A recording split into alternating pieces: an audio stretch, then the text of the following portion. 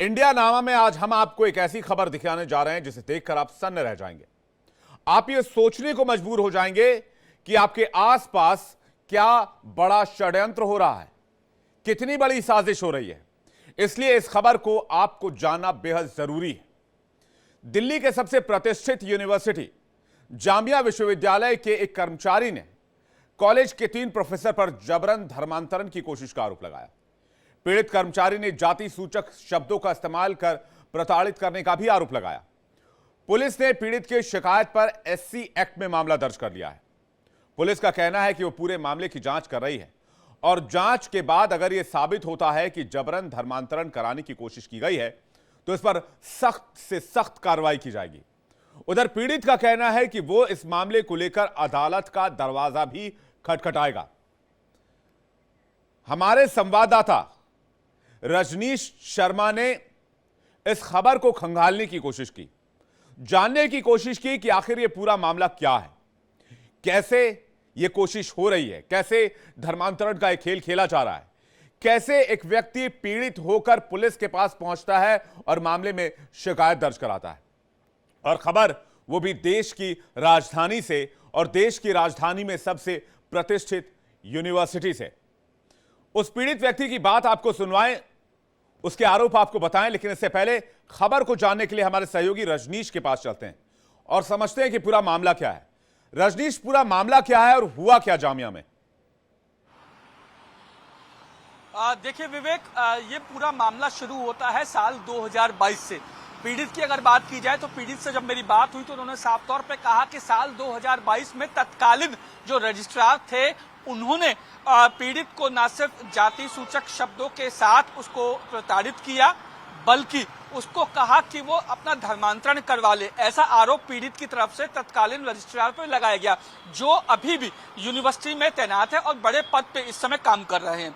वहीं दूसरी ओर जब मैंने पीड़ित से यह पूछा कि आपने इस बात की शिकायत 2024 में आके क्यों की, तो उनका यह कहना था क्योंकि यूनिवर्सिटी में कोटा खत्म कर दिया गया था, तो इसको लेकर उन्होंने एससी एसटी कमीशन में भी अपनी शिकायत दर्ज करवाई थी। इसके अलावा दिल्ली हाई कोर्ट में भी वो चले गए थे, जिसके बाद इन दोनों ही जगह से अपनी शिकायत वापस लेने को लेकर उस पर दबाव बनाया गया।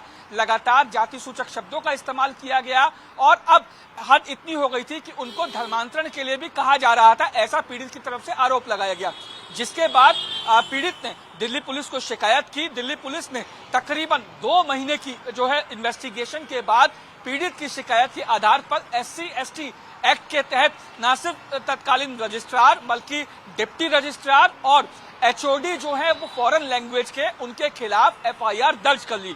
फिलहाल जो है पुलिस का ये कहना है कि जिस तरीके से पीड़ित ने धर्मांतरण का जो आरोप लगाया है कि वो धर्मांतरण करवा ले और उसके बाद वो यूनिवर्सिटी में उसको तरक्की दे दी जाएगी।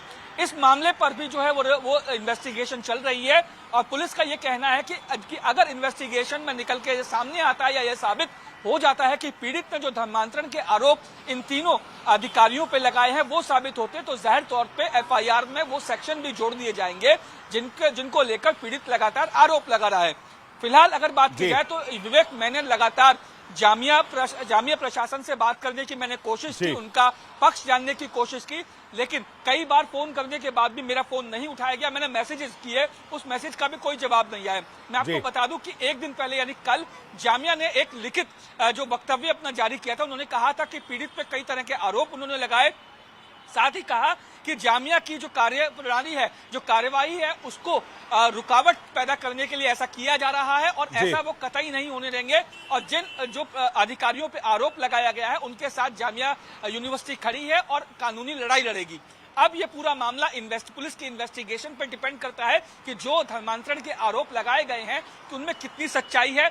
पीड़ित का यह भी कहना है कि अगर उनकी धर्मांतरण की सेक्शन एफआईआर में नहीं जोड़ी जाती तो वो कोर्ट का दरवाजा खटखटाएंगे और वहां से एफआईआर में सेक्शन दर्ज करवाएंगे। रजनीश, आपने पीड़ित से बातचीत भी की। पीड़ित ने आप बीती में क्या बताया? उसे कैसे टॉर्चर किया जाता था, उसे क्या कहा जाता था, उसे कैसे प्रेशराइज किया जाता था, क्या लालच दिए जाते थे? सिलसिलेवार तरीके से कहानी को समझना और जानना बहुत जरूरी है। इसलिए अब हम वो बातचीत दिखाने जा रहे हैं। आपने जो पीड़ित के साथ की है वो बातचीत दर्शकों के सामने रखने जा रहे हैं। पीड़ित का आरोप क्या है, कैसे उसे फोर्स किया जाता था, वो क्या कह रहा है, आइए देखते हैं।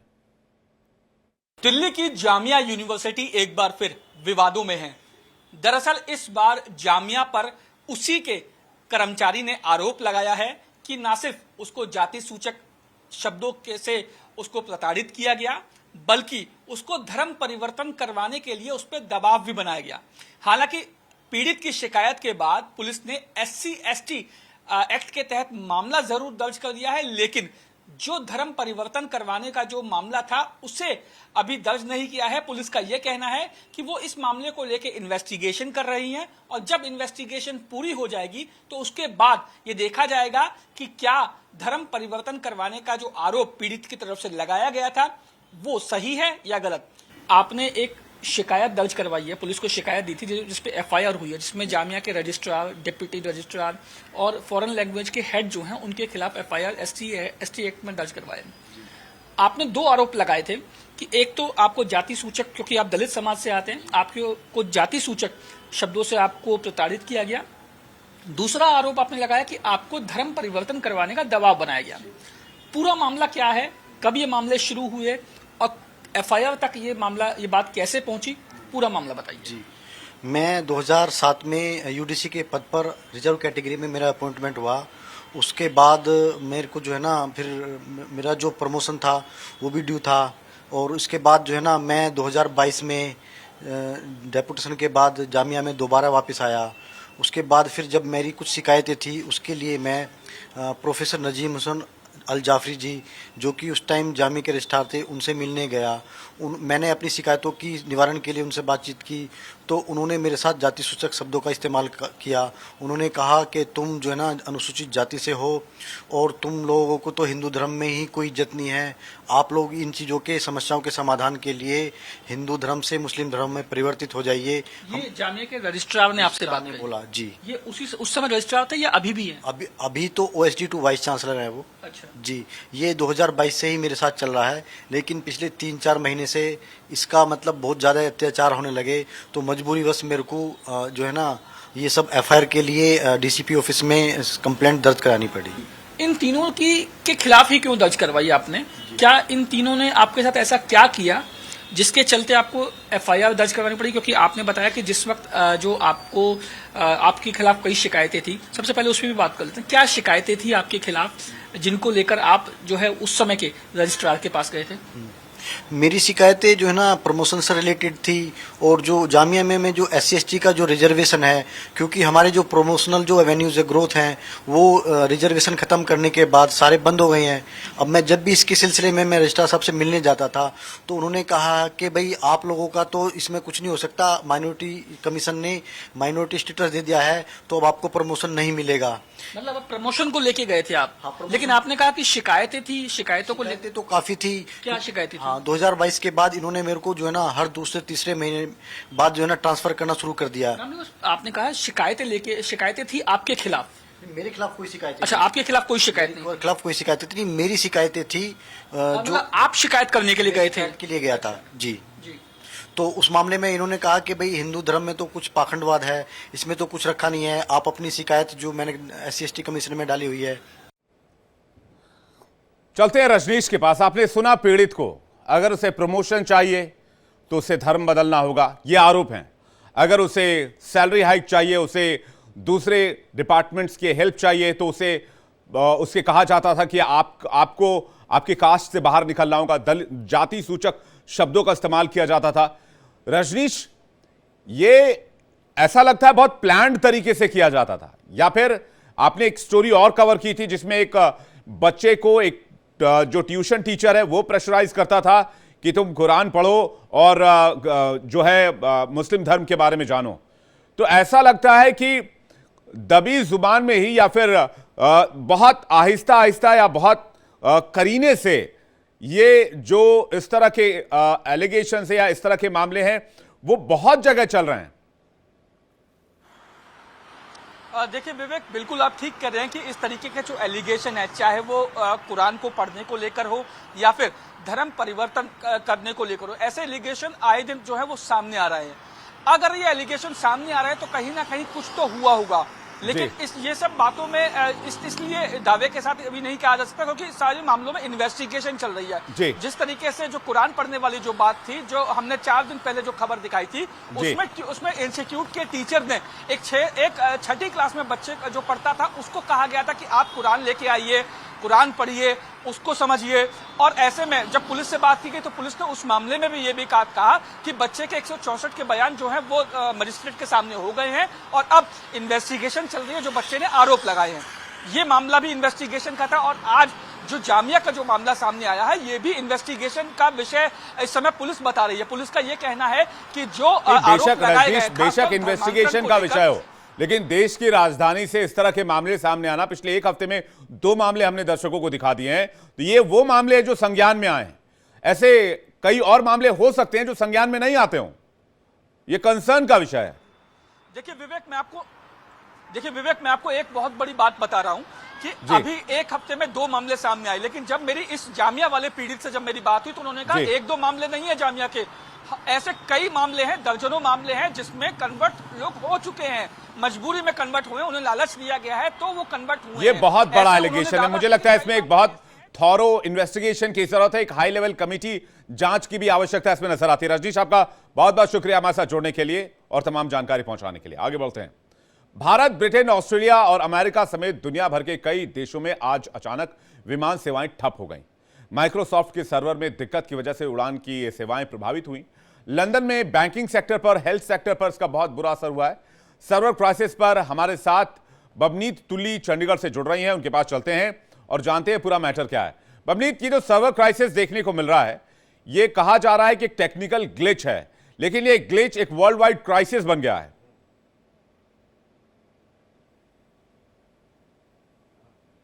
मेरी आवाज आ रही है? बिल्कुल आ रही है आपकी आवाज।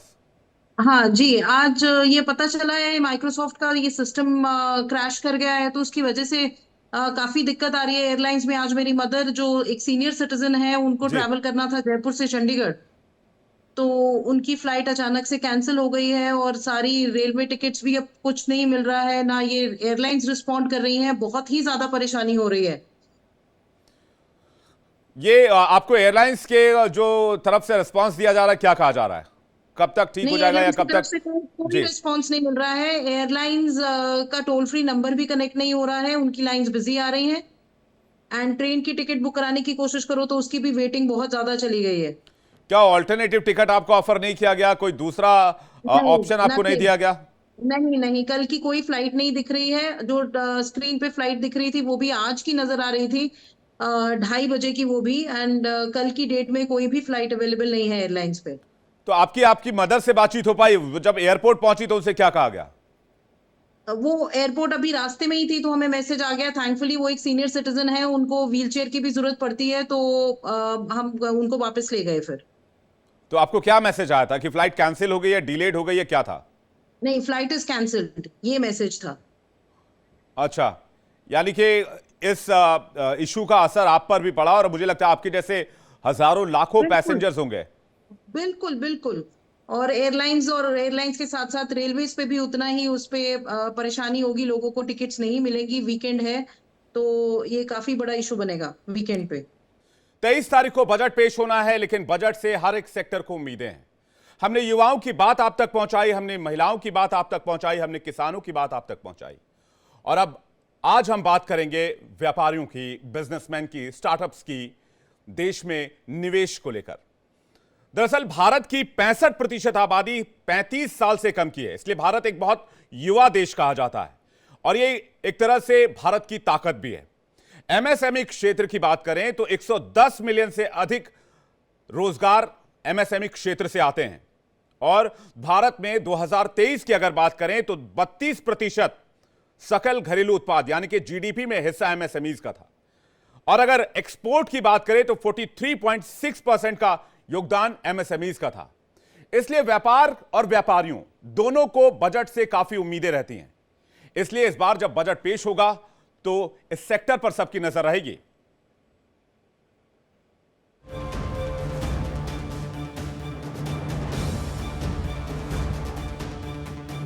तेईस जुलाई को देश की वित्त मंत्री निर्मला सीतारमण आम बजट पेश करने वाली हैं। इस बजट से देशवासियों को ढेरों उम्मीदें हैं। किसानों, मिडिल क्लास, नौकरी पेशा लोगों, गांव गरीब के साथ साथ कारोबारियों को भी आस है कि उन्हें इस आम बजट से कुछ खास मिलेगा। आम बजट बड़े व्यापारियों के साथ ही साथ छोटे कारोबारियों के लिए खास होने वाला है। ऐसी जानकारी है कि सरकार सूक्ष्म, लघु और मध्यम उद्योगों को बजट के जरिए राहत प्रदान करने पर विचार कर रही है। ऐसी जानकारी मिल रही है कि बजट में सरकार वस्तुओं और सेवाओं की खरीद के भुगतान के लिए एमएसएमई सेक्टर को 45 दिनों की छूट दे सकती है। उम्मीद है कि इस बजट में जीडीपी को मिलेगा एमएसएमई का बूस्टर डोज। एमएसएमई के जरिए सरकार जीडीपी को ग्रोथ देना चाहती है। हार्डवेयर इंडस्ट्री को भी मिल सकता है फंड। जीएसटी स्लैब में बदलाव हो सकता है। बाजार में डिमांड बढ़ाने की कोशिश होगी। उत्पादों की बिक्री बढ़ाने पर भी होगा जोर। उत्पादन बढ़ाने के साथ रोजगार बढ़ाने की कोशिश। बीआईएस कानून में संशोधन कर सकती है सरकार। रिमधुरा इंडस्ट्री को भी मिल सकता है बूस्टर डोज। निर्यात को बढ़ावा देने के लिए इंसेंटिव योजना हो सकती है लागू। इंफ्रास्ट्रक्चर, लॉजिस्टिक पावर बढ़ाने पर हो सकता है जोर। देश के बजट से व्यापारियों को बहुत उम्मीदें हैं। इस बजट से छोटे और बड़े दोनों तरह के व्यापारियों की उम्मीदें टिकी हैं। व्यापारियों को उम्मीद है कि सरकार इस बजट में उनकी मांगों को लेकर बड़ा फैसला लेगी। व्यापारियों को उम्मीद है कि इस बजट से उन्हें एमएसएमई सेक्टर में रियायत मिले। एमएसएमई इंडस्ट्री को टैक्सेशन में छूट की उम्मीद। इंपोर्ट ड्यूटी और बिजनेसमैन टैक्स में कमी हो। रोजमर्रा के सामानों पर जीएसटी कम करें। दुकानों के किराए पर लगने वाली जीएसटी कम हो। इनकम टैक्स के स्लैब में बदलाव की मांग। कमर्शियल बिजली बिल की दर में कमी हो। बड़े शहरों में मार्केट के पास पार्किंग हो। जीएसटी में त्रुटि में सुधार का मौका मिले। पेट्रोल, डीजल, सीएनजी को जीएसटी के दायरे में लाएं। स्किल लेबर की कमी को दूर किया जाए। फंड्स की कमी एक बड़ी समस्या। स्किल्ड लेबर और रिसर्च एंड डेवलपमेंट लैब की कमी है। पेमेंट में देरी की समस्या से मिले राहत। बैंक से आसान लोन दिलाने की मांग। देश के छोटे और बड़े कारोबारियों को बजट से काफी उम्मीदें हैं। ऐसा बताया जा रहा है कि जीडीपी को रफ्तार देने के लिए केंद्र सरकार कोई बड़ा कदम उठा सकती है।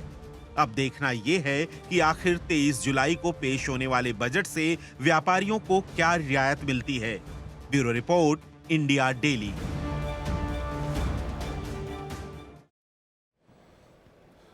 और हमारे साथ इस पर चर्चा करने के लिए दो बेहद खास मेहमान जुड़ रहे हैं, बिजनेसमैन जुड़ रहे हैं। अनंत सिंघानिया हमारे साथ जुड़ रहे हैं, सीईओ हैं जेके एंटरप्राइजेस के। इंडिया डेली पर स्वागत है सर आपका। एसपी सिंह सुजामा हमारे साथ जुड़ रहे हैं, संस्थापक निदेशक सुजामा इंडिया। आपका भी बहुत बहुत स्वागत है एसपी सिंह जी। सबसे पहला सवाल अनंत जी आपसे लेना चाहेंगे, व्यापारियों को इस बार के, बिजनेसमैन को इस बार के बजट से क्या उम्मीदें हैं? नमस्कार। आई थिंक जो ग्रोथ हो रहा है इंडिया का 7%, वो प्रोजेक्टेड बहुत फैबुलस ग्रोथ रेट होगा इंडिया के लिए जी। जो आम आदमी और बिजनेसमैन चाहते हैं कि simplification of tax, increase in the tax limits, जो टोटल कॉर्पोरेट टैक्स है 30% है, उसको कुछ कम करा जाए, वो एक इम्पोर्टेंट पॉइंट है जी। As individual taxpayers are concerned, उनको जो स्टैंडर्ड डिडक्शन मिलता है सैलरी वाले को, यदि ये जो 40,000 था तब 50,000 हो गया 2019 में, पिछले 5 साल से इसमें कुछ चेंज नहीं हुआ है, तो इसे एटलीस्ट 70,000 या 80,000 करना चाहिए ताकि लोगों के पास पैसा और मिलेगा स्पेंडिंग के लिए। जो बेसिक टैक्स लिमिट्स भी हैं, 3 लाख है, 5 लाख है, उनको भी बढ़ाने की जरूरत है। इन्फ्लेशन आ गया है और लोगों की सेविंग बढ़ेगी यदि टैक्स लिमिट कम होगा। इससे पैसा और मार्केट में मिलेगा towards consumer spending, डिस्क्रिशनल spending, and that will help the market. यही सवाल मैं एसपी सिंह जी से ले रहा हूं। एसपी सिंह जी, बिजनेसमैन की क्या एक्सपेक्टेशंस है और क्या उम्मीदें हैं इस बार के बजट को लेकर? कि अगर बात करो रिन्यूएबल एनर्जी, इस टाइम तो उसमें जो लास्ट ईयर मोदी साहब ने अनाउंस करा था, उसके बाद there have been a great boost बहुत है, बिजनेस बहुत है, बट अभी जो हमारे सेक्टर में एमएसएमई का चैलेंज है वो फंड्स का चैलेंज है। तो इस टाइम पे अगर उसको कुछ स्कीम में ऐसा एमएसएमई को राहत मिलेगी कि वो जो उनको फंड्स है वो बैंक से मिल जाएगा, तो उनके लिए बहुत अच्छा रहेगा। तो अभी चैलेंज जो है हमारे सेक्टर में, सबसे ज्यादा चैलेंज यही है कि जो लिक्विड फंड है उसका क्रंच है।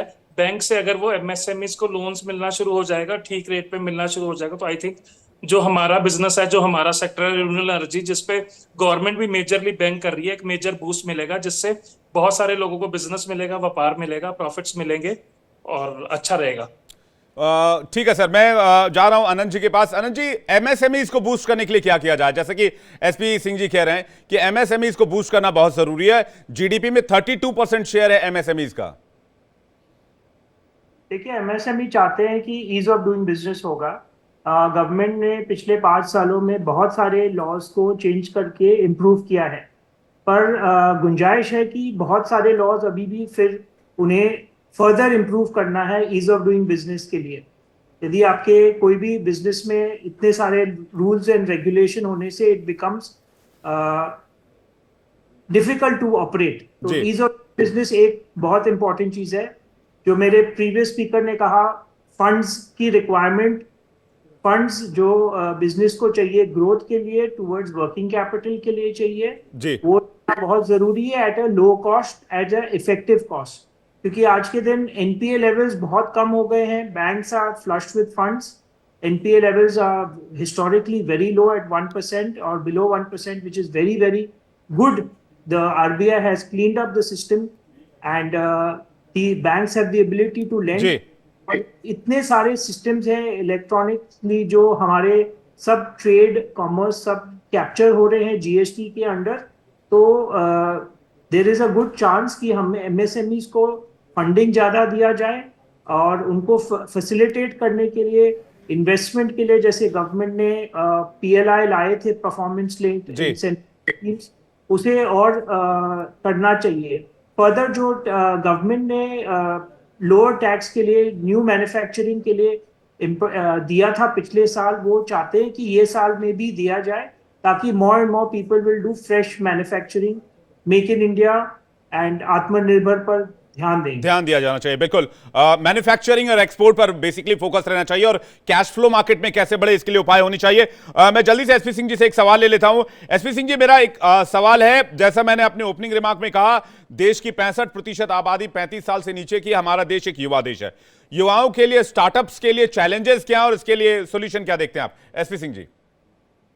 सर, जो चैलेंज है एमएसएमई में, जो स्टार्टअप्स के लिए सबसे बड़ा चैलेंज क्या है कि अभी थ्रू एमएसएमई के थ्रू भी लोगों के पास पूरी इंफॉर्मेशन नहीं है। गवर्नमेंट को ऐसे इनिशिएटिव करने चाहिए कि जो भी एमएसएमई में रजिस्टर होते हैं उनके लिए एक एजुकेशन हो। There have been lot of schemes from the government, लेकिन वो एंड यूजर्स तक पहुंचती नहीं है। स्टार्टअप्स के आप समझते हैं कि उनके पास बहुत ज्यादा फंड्स इनिशियली नहीं होते हैं, तो वो उन चीजों पे ध्यान नहीं दे पाते हैं कि वो स्पेशलाइज्ड सीएस हायर कर सके, स्पेशलाइज्ड सीए हायर कर सके, या वो उनके पास स्पेशलाइज्ड टीम भी हो।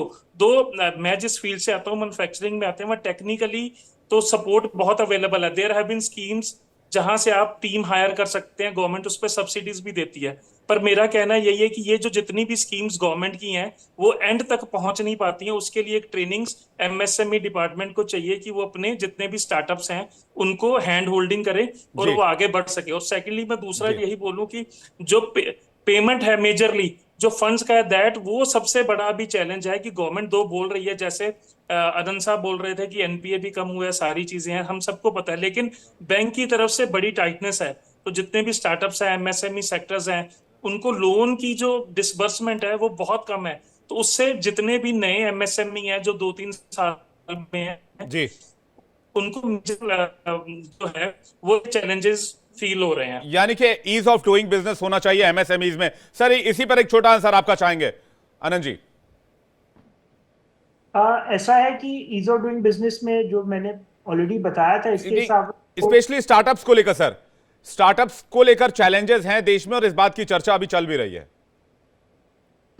Ease of doing business startups को भी हैंडल करेगा, एमएसएमई को भी हैंडल करेगा और लार्ज कॉर्पोरेट्स को भी हैंडल करेगा।